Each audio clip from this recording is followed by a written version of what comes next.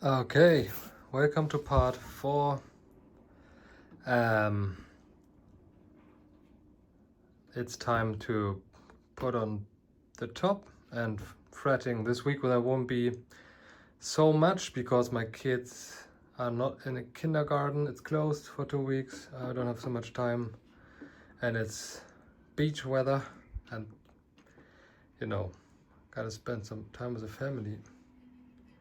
So anyway, I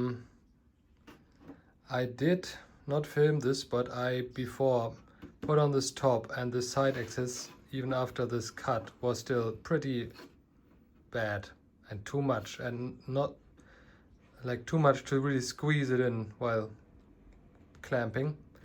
So I had to repeat the process and open this up again further together. And now I'm in an area where there's a tiny bit or a little bit left still, but I'm pretty confident it will also mostly go away with clamping. Once you're inside of the top, basically, then you're lost. So I'd rather stop now. This is pretty good. So what? It's not glued on yet. Don't worry. Still have to prepare the surfaces, and so, but still gonna let this dry for one more day here and make it a bit prettier. And we'll start now working on the neck again, like not fretting. So come back to this tomorrow. Okay, one more thing. What I kind of did here was, I opened this up again with a saw, and then I used this kind of sandpaper pulse to get to a point. I was checking with this kind of small clamp that you can hide inside. And then I was always checking in between how good it fits. If it didn't fit well enough, you lose the clamp and sand a bit away until I got to a point where I was satisfied, if that's understandable.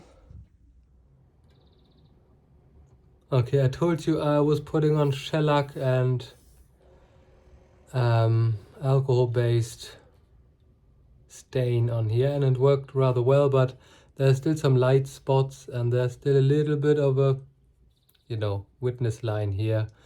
So I will probably just repeat that one more time, lightly sand it, a few layers of shellac, one or two maybe enough this time, and then one more time some stain, and I'm pretty sure then I'm happy with it.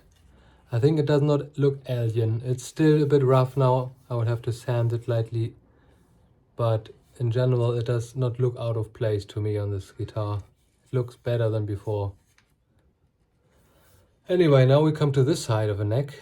The thing here is this are the typical vintage fret slot sizes of 0.4 millimeters roughly. So you kind of have two options here, in making the slots wider to be taking all the modern fret wire sizes, or just use the vintage size tang foot, what is also available. And this is what I'm planning to do on this one, because each time you fret, kind of this slot gets a bit wider. So let's say you fret a guitar 10 times, you will run into troubles at some time. So I think I prefer just to leave them as small as they are now, and in the future, if that gets refretted again and again, people still have kind of meat to work with. You can also repair the slots. It's not game over, but why? I think this standard wire fits well on here, and I rather modify less. It's also less work. I just have to be checking if this slots are still deep enough, or if they got there's some glue that run up from a cleanup. So this is most of the work when you fret a neck is kind of the preparation, and also the after you put the frets in, it's a lot of work. But the putting in the frets actually doesn't take a lot of time actually.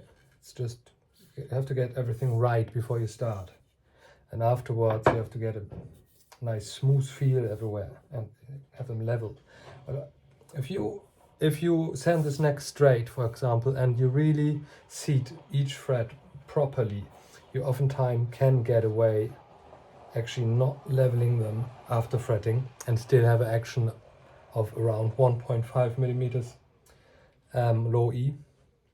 What of course is great, because then you have maximum fret height and you're not taking away a certain amount of a fret before the first fret leveling, kind of. I hope you understand. It also means that you did a good job putting them in. Some necks it just works, and others it doesn't.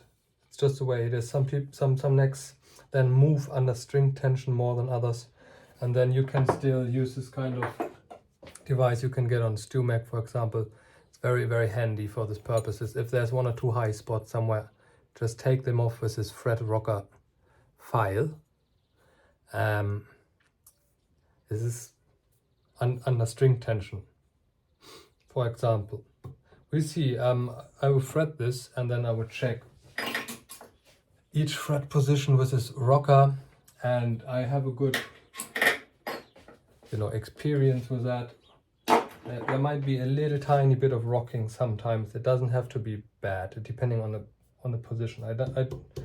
If it's just a tiny bit and there's no strings on yet, it doesn't make much sense to level it in sometimes. In this neck actually it would, because there's 3 carbon fiber rods in, and I believe this will be super rigid. But on an old vintage neck, you can expect under string tension to give in. If you don't have this in this kind of neck jig where you simulate string tension, a lot of stuff will happen anyway. So you don't want to do it twice. I would always string it up and see how it behaves under tension. But of course, if you have a bit more than a minimal rocking, you have to flatten them. Anyway, enough of talking. It's already 5 minutes, 6 minutes of talking. Nothing happened. I will start checking the fret slot, if they're clean and deep enough. That's how we go. For this, actually, I like to use, if it's just cleaning mostly, this is a kind of Hosco fret slot cleaning saw. I don't know.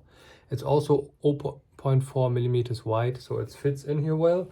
And I know that these teeth, if they're, going all the way into the fret slot, if I can't see them anymore, that means also the fret tang will go in. So I will run that through the whole neck and check if these teeth go away everywhere.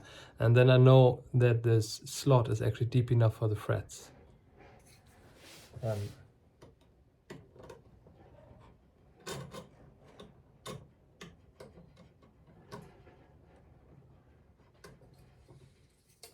Where you often have troubles is at the very end. I will nip the tang anyway. So a little tiny bit at the very end is not a big problem. But you don't want to be in the position where you have to pull out the frets again, and then suddenly you get tear out, and then suddenly you have to close this tear out, and it just adds 1 or 2 more days where you have to wait for some glue to dry, and it is very annoying. You can see if I scrape it through, I get this kind of sawdust coming out.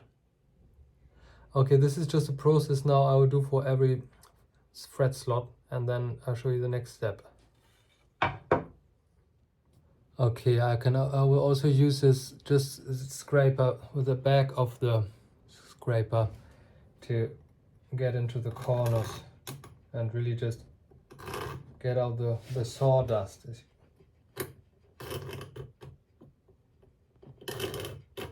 And then vacuum that off.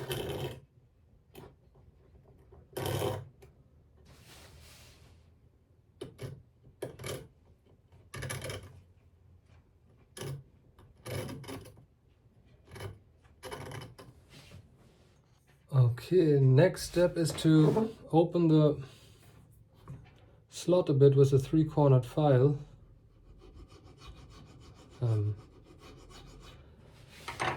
I just put the straight edge on once again and found there's a little tiny bit was here still.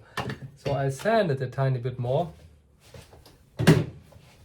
and you can see that here it's getting dark on this place. That means we're almost through the inlay, and I really just took like, I don't know, a few tenths of millimeters away the spot. This means this is super thin inlays, and the only reason why we can have a straight neck and the original inlay still somewhat in place is that I took away stuff from a neck before we put on the fretboard.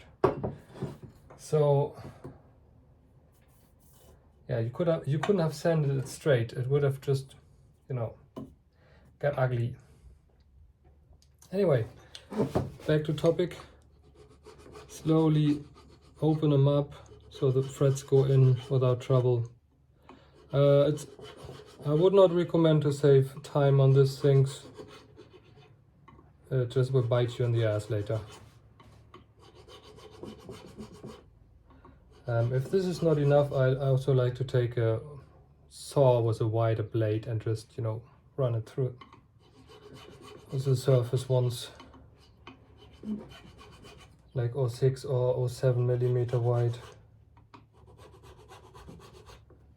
Doesn't take too long. Okay, I still have this Zintoms thread wire made in Belarus actually. They offer this unusual sizes at least. This has a 0.4 millimeter wide foot and it's 2.3 millimeters wide and I think a roughly 1.1 or 3 high. So average, pretty usual size beside the narrower foot. And I like those. These are the 18% nickel, so stiff. No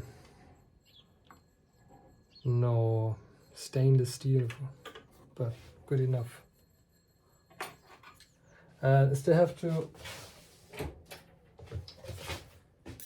bend them. We'll see what it gets us. This is actually pretty good. First shot. Yeah. Lucky. No big deal though.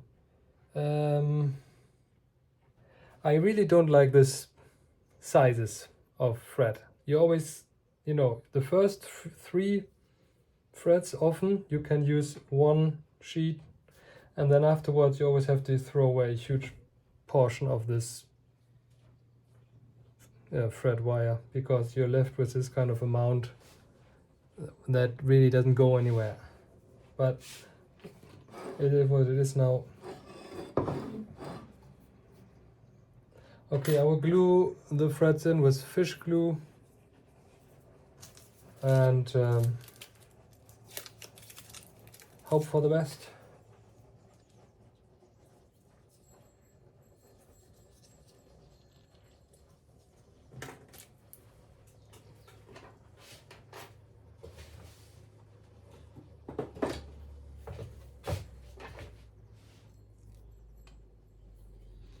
I'll just have the first thread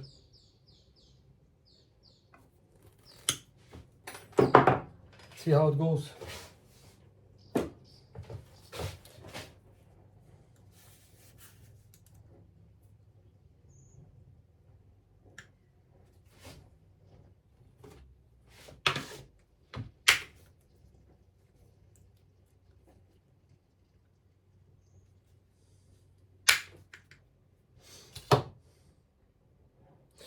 Look, this new Stumark tank cutter really does a good job at leaving almost nothing below, and I don't think it makes any trouble here really, sitting on the binding.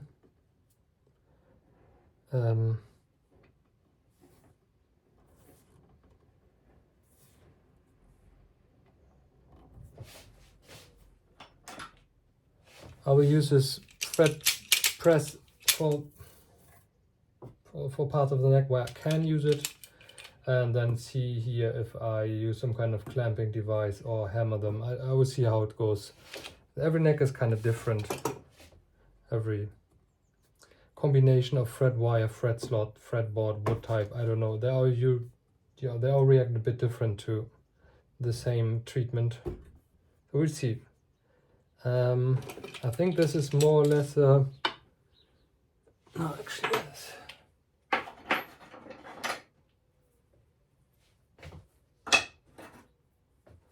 This is actually a radius steeper than 7.25. This is 6.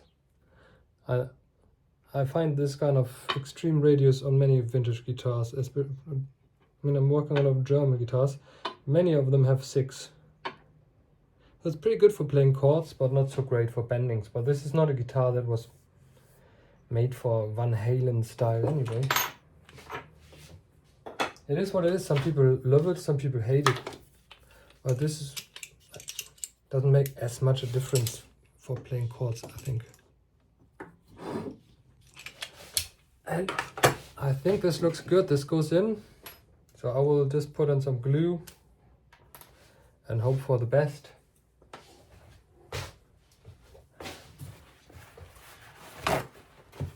I've fretted now a few hundred guitars, I think. I don't know, 200. And this is one of the more relaxing things now. I mean, I don't know. It's okay.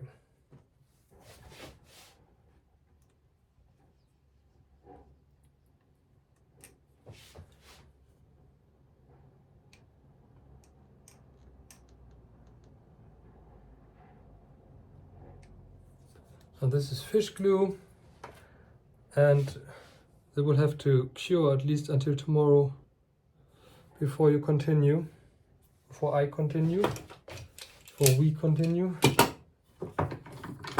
whatever.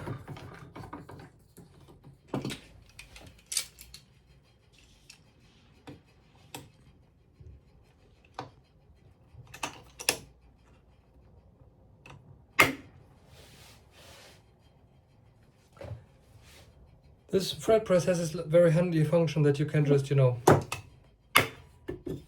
it stays in place the way it is now. Especially if you re-glue a fret or something like this, is very handy. Now putting them in, you don't have to leave it on there for a long amount of time or so.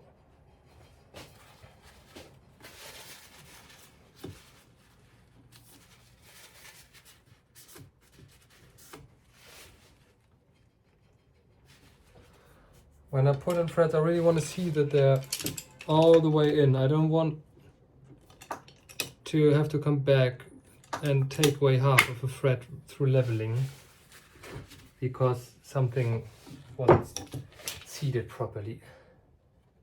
And this does a very good job at that.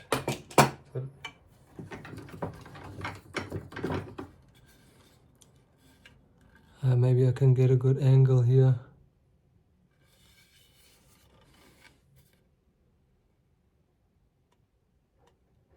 This now sits pretty evenly in here, and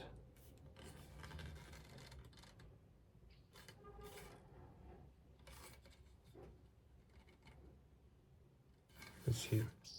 You have to understand that this fretboard radius is not machined. It's not. This is not a perfect 6, but we come with a perfect 6 here. That means, and there might be some tiny gaps here and there, potentially, that will anyway be filled by the glue. But it also means if I put a perfect 6 on top here everywhere, the tops should come out the same. And this tiny bit of deviations are only down here. I mean, I can't put a nail or anything in here. It's still, if you zoom in far enough, there's always imperfections. But if you know what kind of imperfections are alright, then you can live with that. Wait.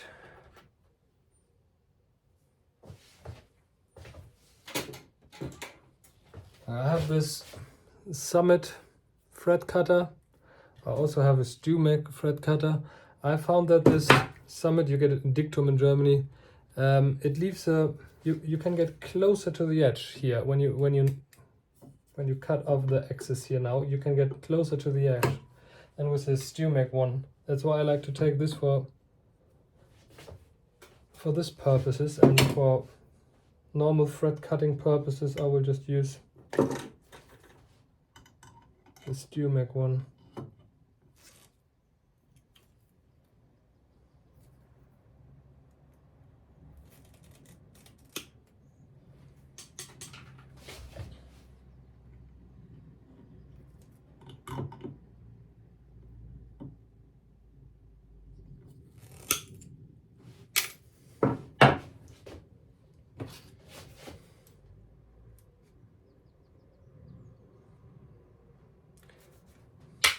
Okay, as there's probably not too much other things happening this week, I will leave the camera on a bit longer.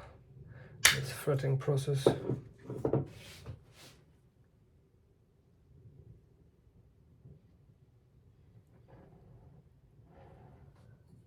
You want to see that the tang is a bit shorter than the thread, because it will still squeeze outwards as you push it in. And you know, it's usually in the very edges of here and there's still this kind of little bit of dust or somewhere. So you know, you don't want to go too far inwards because the thread might pop up, but I feel like this is a tiny bit too little off here.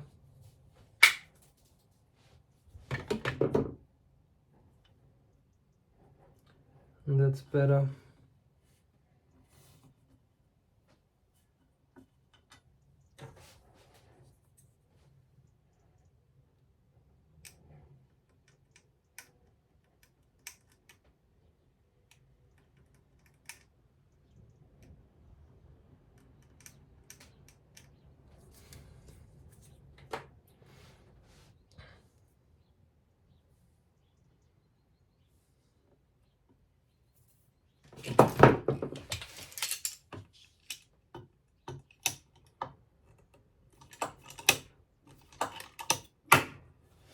This fish cue has a very long curing time, so I'm not in a hurry. I could probably just already do it, put it in everywhere, but I'm also not in a, I'm trying not to be in a hurry also, so one by one.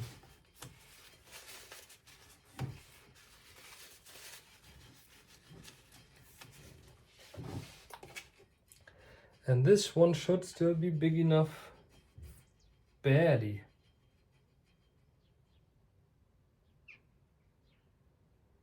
Just barely.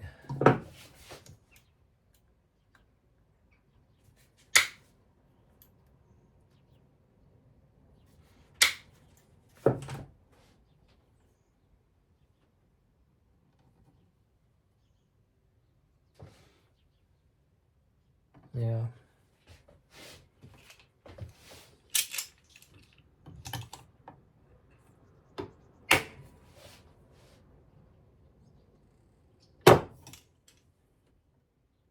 Good.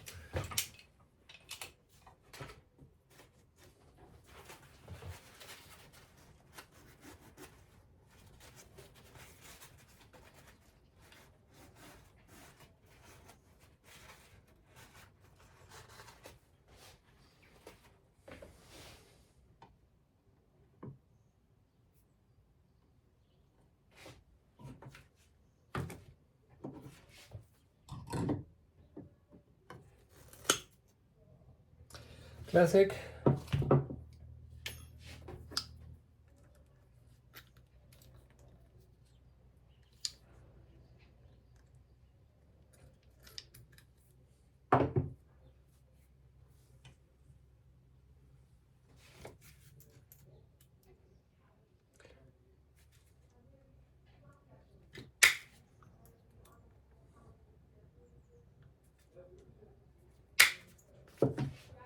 Okay, this is how I will go through here now. And I will turn on the camera if I arrive at the neck here. So again,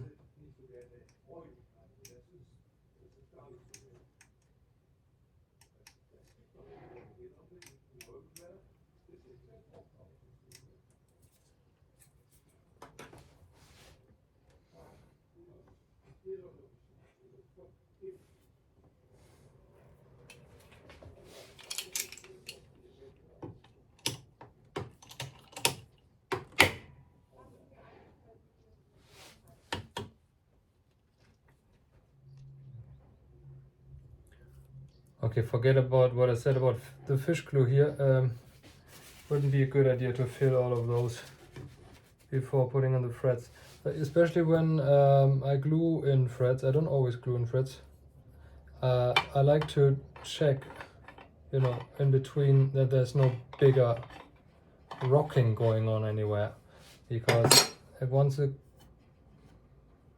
glue is cured, it's way more annoying to pull out the thread. And I have one little thing going on here, and I already took out the thread and put it back in, and it doesn't want to go away, and I wonder why. You can see the thread is actually moving here. Yeah. The question is if there's something you take out again and again, or do you say I will just give it a light dress and leveling here. It's not too much, but I know it will result in me having to level the whole board. So I think I will one more try, you know. I have one more idea here. Okay, I ran it through the thread bender one more time and turn it around, and now it sits perfectly. So that's just, you know, a bit of try and error sometimes, and that might result in me not having to level the whole board. Well, we see. Usually I don't do that, but in this case, because the board is a little bit, you know, uneven, and here on this, you really don't want gaps here on the side. I'm now nipping the tang first.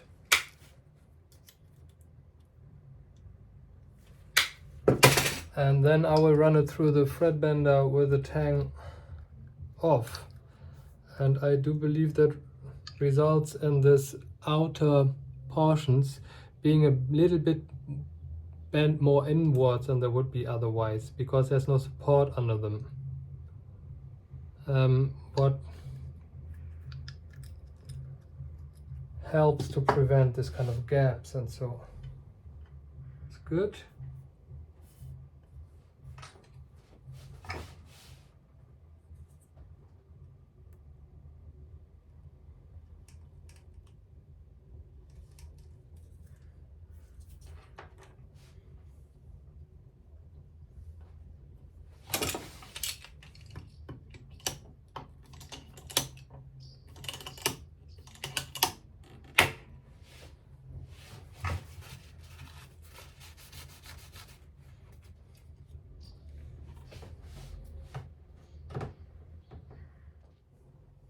Okay, now we come to this area here where this doesn't work, and I can now use some kind of clamp and press them down, or use a hammer. And I'm gonna use a hammer where I can, because in this area you can hammer pretty well. In this kind of weird areas here, sometimes I prefer clamps. But also it depends on the fretboard, on the situation. Sometimes one thing works better, sometimes the other. I mean, hammering usually is quicker, but also you risk, you know, having a not properly tight sit, because when you hammer here, it kind of wants to pop up here again. So you really have to gently, evenly put it in.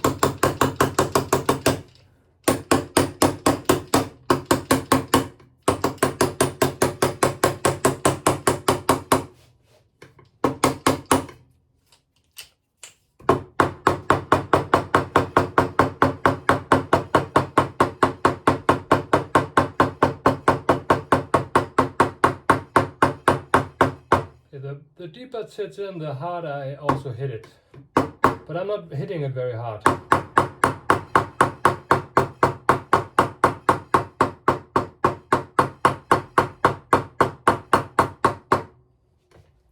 And this looks very good.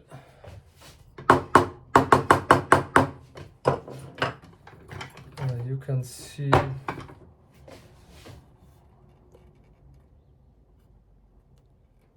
maybe, I don't know how good it's visible on camera. And also check like this. When you bump into something, you know there's a problem. It's good. Okay, 1, 2, 3, 4, 5, 6 more to go, and then I can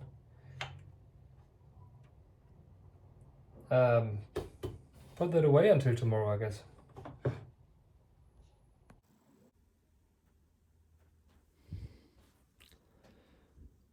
Okay, they're all in there, and I checked with the rocker, pretty even. Anyway, I'm aiming here for 0.12 strings, I guess, with around 2.5 millimeters of action at 12 thread low E, and I do believe that would work out like this perfectly fine, and even a lot lower if you wanted to. This has to cure now until tomorrow, and then I actually still have to add this one. I certainly won't glue in this one, and generally this has to be a little bit higher than this, so there's no buzzing. And then also we have to do a lot of, all the edges, make them smooth. Probably maybe some light dressing. I will see how it turns out when everything dried.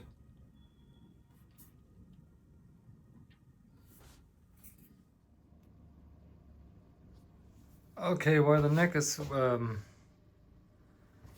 waiting, I'll approach the next topic, and that is regluing the top.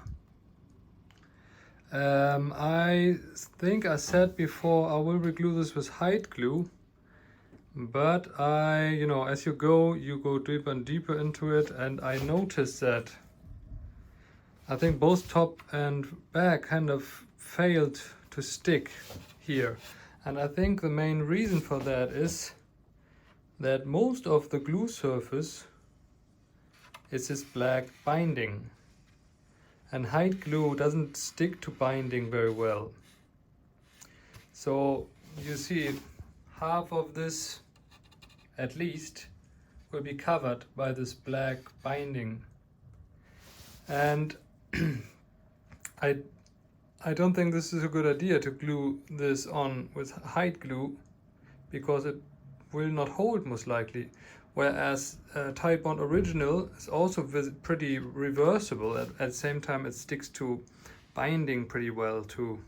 So I think it's a way better idea here. You always have to zoom in when you come to the step. You kind of see what you find. I think in this case, Titebond Original makes a lot more sense than hide glue. And Titebond Original is kind of, it won't be a big problem to get this off if ever needed. Not like this white stuff that is in there. I'm not sure what that is. So this is a way to go. It fits now rather well on here. I have several meters of bike hose, or whatever you call it, waiting, and I will use those to clamp this. I will have a dry one and show you how it looks like, and then see if that works well or not. Yeah, let's see. Okay, here's the first dry run. It's not perfect yet. I noticed this is not enough meters. It's not enough. I have to put them more on.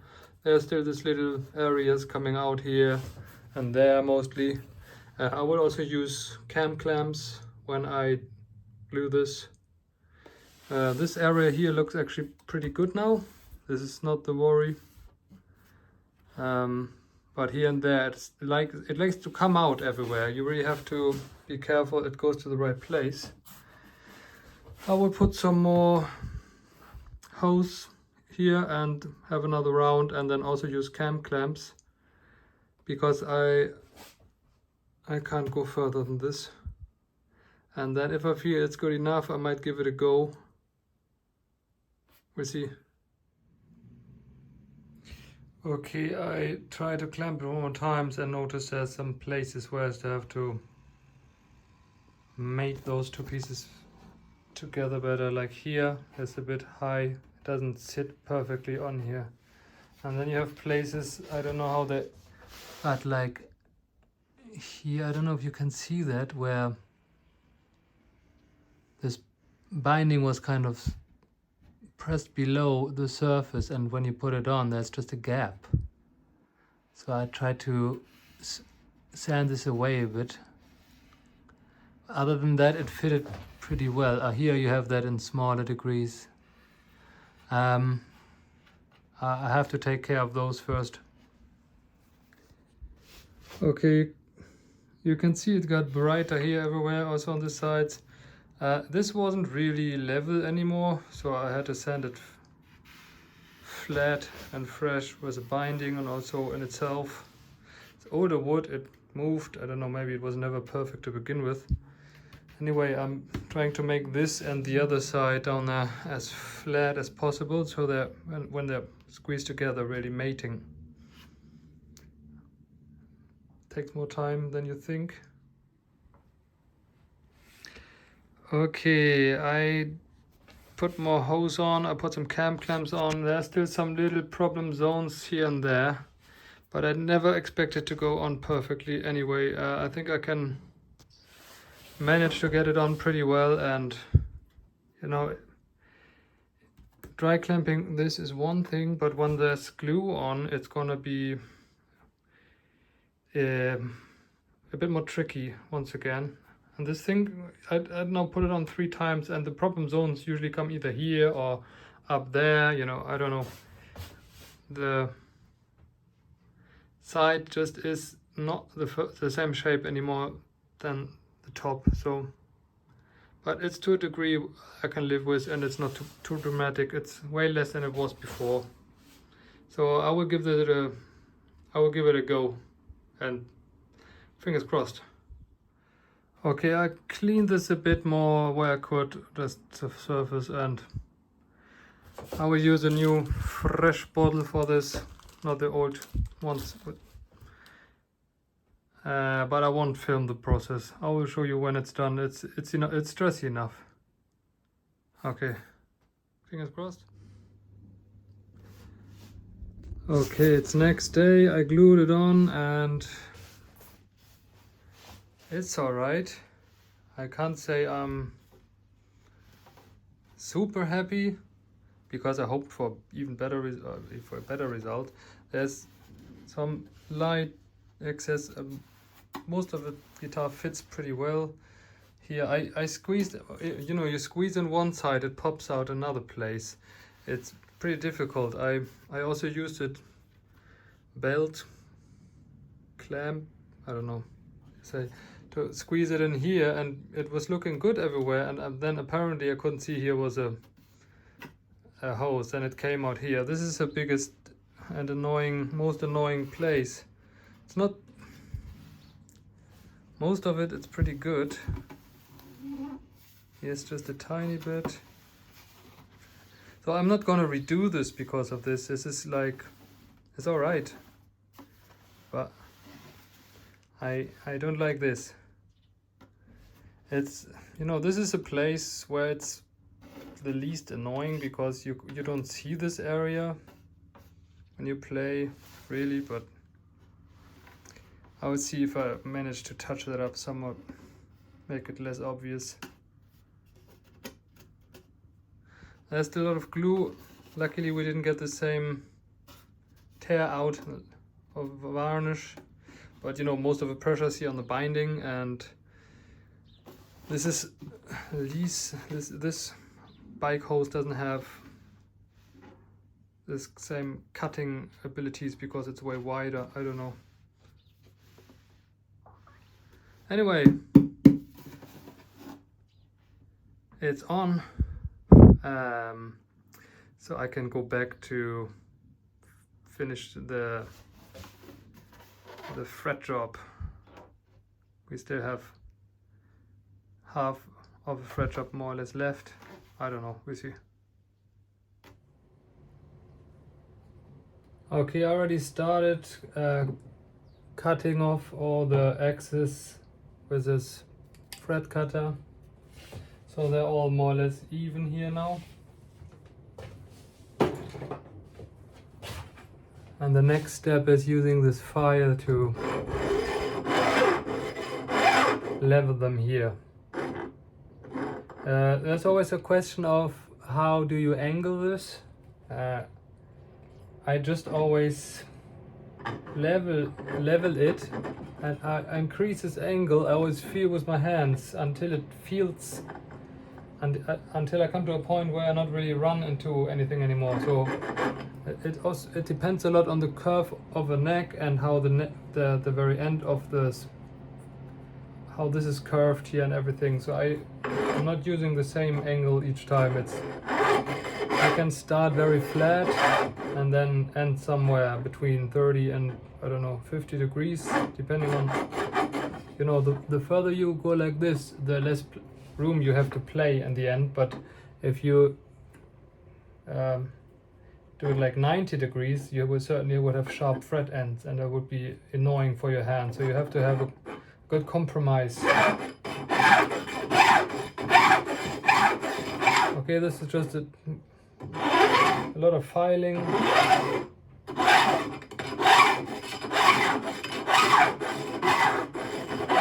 On both sides, and then we come to the next step.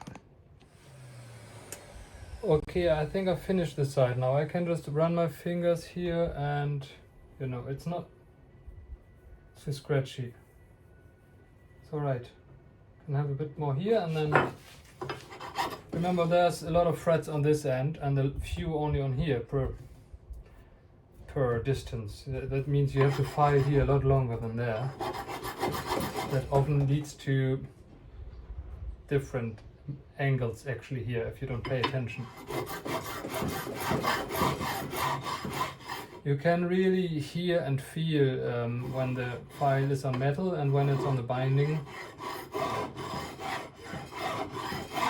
You get a good feeling for that quickly.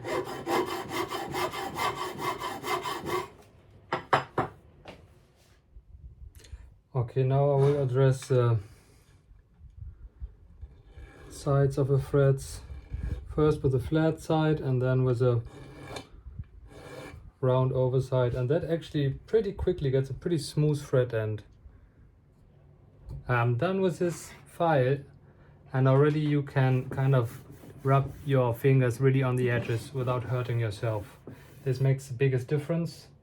I will still make it a bit smoother even with sandpaper, but I mean, this is alright already. It's not great, but you don't hurt yourself, it's fine. It's a time now to check one more time if there is any kind of bigger rocking going on, because if there's now, we got a little bit here. We got tiny things, small.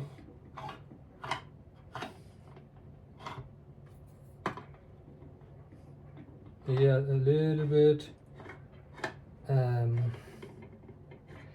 it's really not much.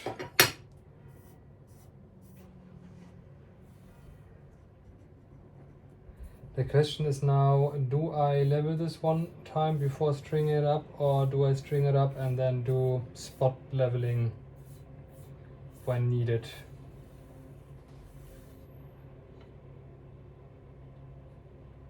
I think I will run the file over it one time and lightly, and then polish the threads and so on. Okay, two things. I know that this tongue of the fretboard has a fall away. You know, it kind of goes down a bit, so I'm not really worried about getting fret buzz here. I know also that this neck has a little bit of tendency to develop a hump here, like most necks. So I will mostly sand this, not sand, I will mostly file this area and also likely the whole neck. And this, I'm working directly under daylight, and I can clearly see where the file, when the file hits all the threads. So I'm just going to continue until I see the file touching every thread in every spot, kind of.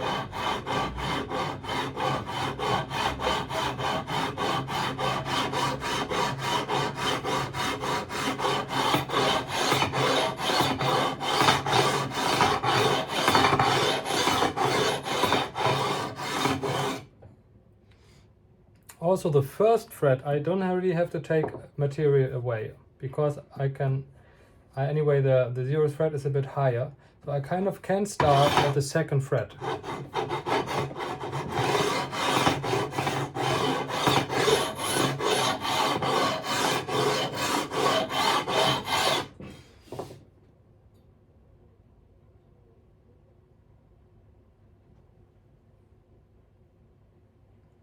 Okay.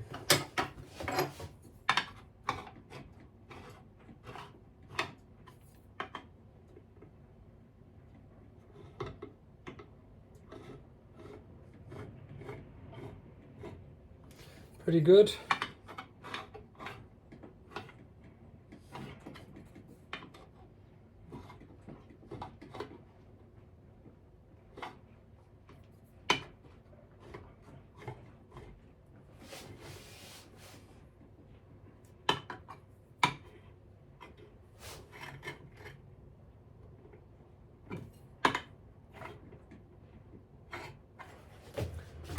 Okay, a little bit more here.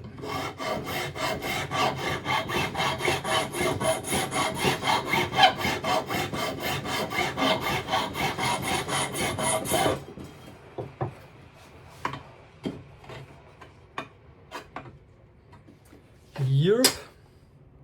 Okay, now comes the part where you have to round over the fret top and polish it, and I think most people have seen it a million times. Yeah. Just to get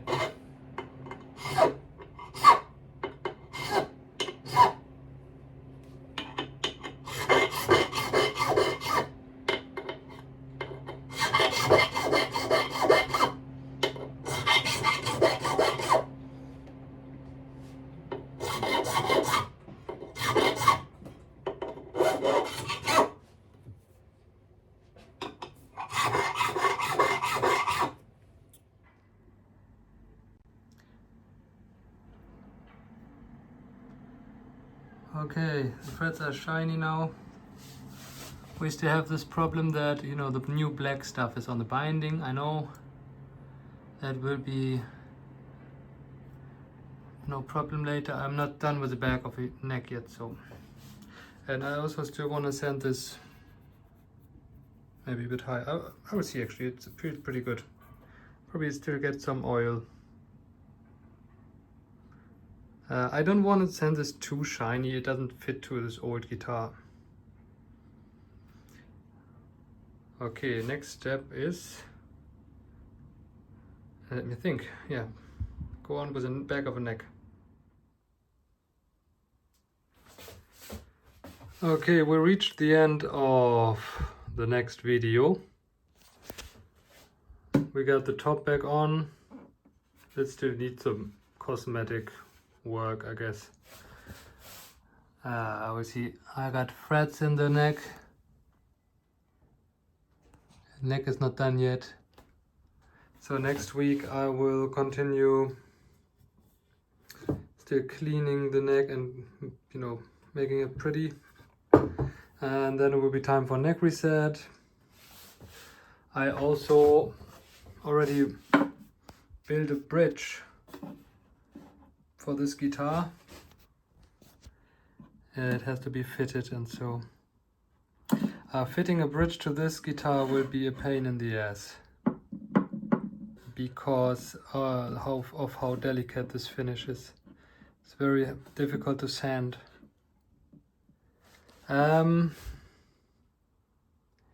Yep.